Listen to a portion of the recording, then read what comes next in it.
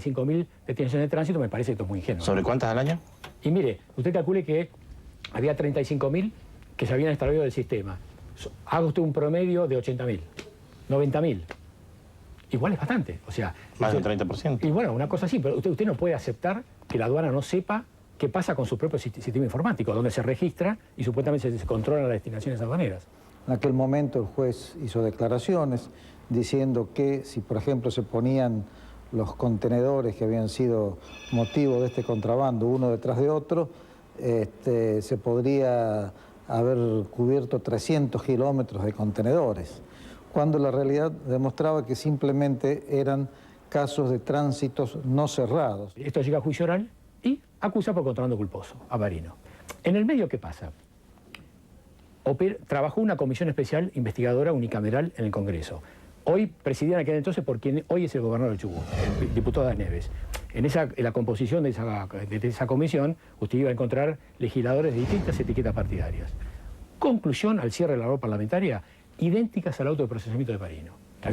O sea, fragilidad del sistema informático María, responsabilidad primaria funcional del director de la aduana, colosal cantidad de mercaderías al circuito de contrabando, y el doctor Paisao, a cargo de la Autoridad General de la Nación, dependiente del Poder Ejecutivo, idéntica conclusión. Después también al tribunal oral que intervino en la causa llamaba la atención que, por ejemplo, se le imputaba a Parino haber sido el autor mediato de esto, ¿no es cierto?, mediante el dictado de distintas normas que hacían muy difícil el funcionamiento de la aduana.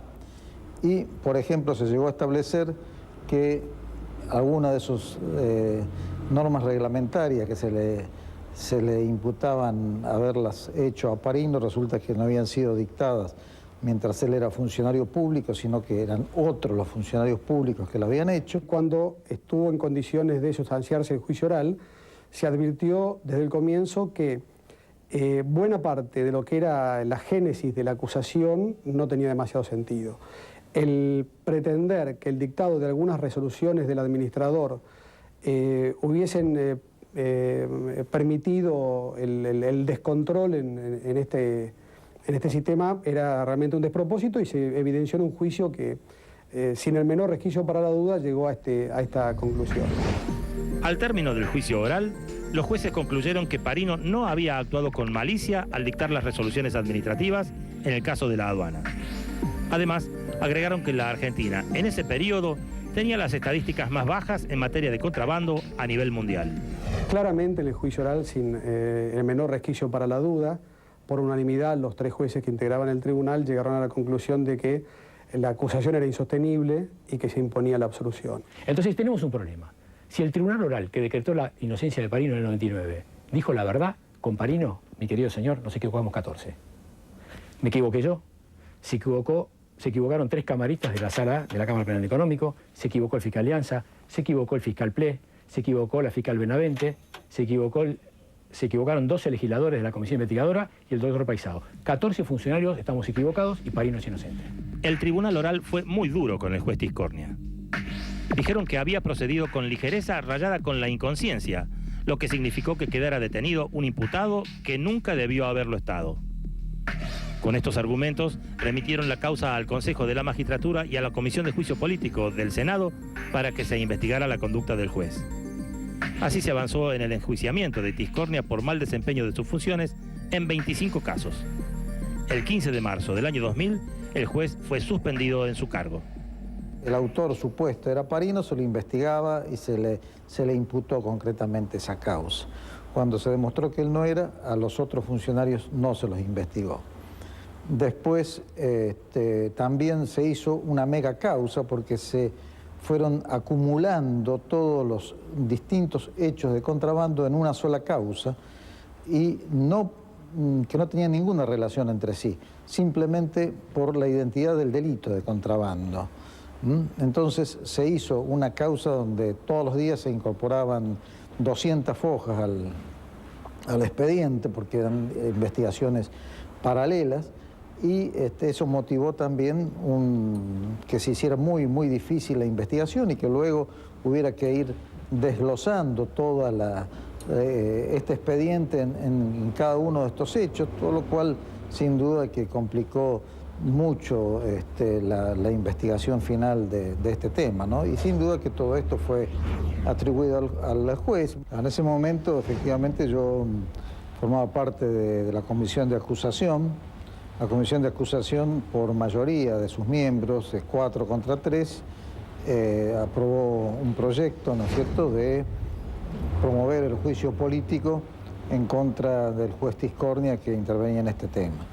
Lamentablemente después en el plenario no alcanzaron los votos necesarios, los 2/3 necesarios para que ese juicio político se pueda llevar a cabo. La comisión de acusación, votamos por la acusación 4 una comisión de 7 miembros, votamos 4 por la acusación, que fuimos junto con el doctor Smuckler, la diputada Rodríguez y el diputado Domínguez, y por el rechazo de la acusación votaron los 3 representantes en ese momento del Partido Justicialista, que eran el senador Jorge Lloma, el diputado Casanovas y la diputada Chaya.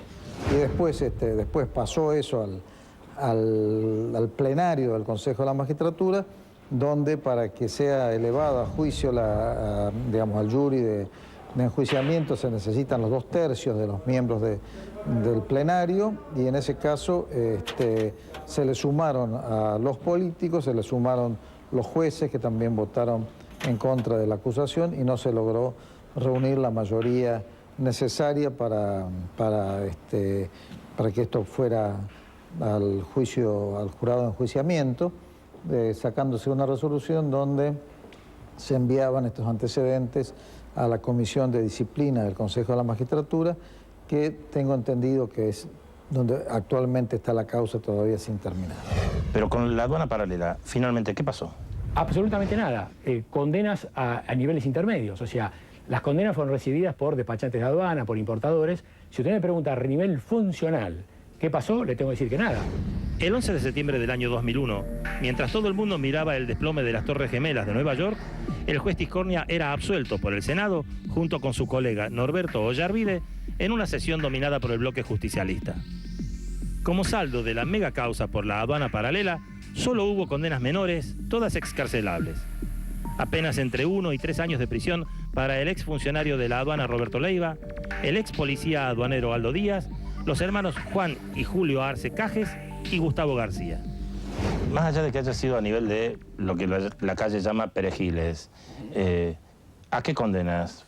Las condenas fueron en algunos casos, se hicieron por compurgadas por el tiempo de detención sufrida durante la etapa instructoria, pero esto no supera el nivel de un despachante de aduana, de un agente de transporte, de un importador, ni siquiera un funcionario de la aduana. Es decir, un funcionario de la aduana que está siendo sometido a juicio oral, que era el jefe de la bodega de cargas de Seiza, y que bueno, que fue absuelto, o fue condenado en suspenso por el Tribunal Oral número 1, y la Cámara de Casación anuló ese fallo, pues entendía de que la condena era muy leve, o porque no estaba muy bien fundamentado, según la Cámara de Casación. Claramente no hubo impunidad, lo que hubo fue un caso que a lo mejor jamás debió haber llegado a las instancias a las que finalmente llegó. En realidad, un proceso penal gira en torno al esclarecimiento de una hipótesis delictiva. De acuerdo a cómo manejen esa hipótesis delictiva quienes son los responsables en la primera etapa, se va conformando un objeto procesal que es lo que debiera eventualmente ir a juicio. Yo creo que esa etapa es la que debió haber sido analizada con un poco más de detenimiento. Lo que es más grave, 4 años después se le hace un cierre formal a este descalabro, se hace una auditoría ulterior del sistema y viene el maquillaje. Lo que se hace dice, no, en realidad está todo cerradito, bien cerradito. O sea, las destinaciones nunca se escaparon del sistema. ¿Y qué pasó con toda esa mercadería? Bueno, ¿existió o no existió? Sí, no, en realidad esa mercadería se fue al circuito del contrabando, porque lo que el juzgado logra reconstruir es la fuga de la destinación aduanera, destinación de tránsito, que indica la mercadería. La mercadería escapóse. O sea, evidentemente el tránsito fue interceptado en algún lugar del país, robado el camión y la mercadería se fue al circuito del contrabando. Eso no lo recupera más, eso es irrecuperable. Hoy tenemos que hoy otro tribunal todavía tiene que dirimir en instancia de juicio oral todo este entramado que ya lleva una década de existencia, ¿no? Uno debe asumir que en un Estado de Derecho estamos todos en la obligación de ponernos a disposición de la justicia, sobre todo los funcionarios públicos, pero la reparación de los daños concretos que se producen al honor y a la honra de las personas y en la estructura familiar de cada uno, yo creo que eso no tiene solución. Nosotros lo que rescatamos es realmente la actitud de la familia de luchar por la verdad, por saber qué pasó y dar testimonio continuamente, ¿no? de quién era mi padre y por qué luchó y por qué lo mataron. La actitud de mi padre fue siempre una persona de empuje, de tener, digamos, ideales de la vida, digamos, era un hombre con una fortaleza grande y era un luchador. Y yo creo que, bueno, murió y dio su vida por eso, ¿no? Por una cuestión de ideales, de querer hacer algo por el país, hacer algo por la nación, porque era lo que él sentía, digamos. Y bueno, y dio su vida por eso, ¿no? Entre 1995 y 1997, los diarios nos informaron sobre la desarticulación de una banda de contrabandistas que operaba en el puerto de Buenos Aires y en el aeropuerto de Ezeiza. Lo curioso es que nos referían que uno de los miembros de esa banda era nada menos que el director de la aduana, que tendría que haberlos reprimido. En 1999, un tribunal oral penal económico nos dijo que nada de aquello había ocurrido y todo quedó en la nada. Lo cierto es que la causa de la aduana paralela es otra de las tantas decepciones de la justicia argentina, porque nunca se nos explicó absolutamente nada. Muy buenas noches, hasta el próximo domingo y muchas gracias.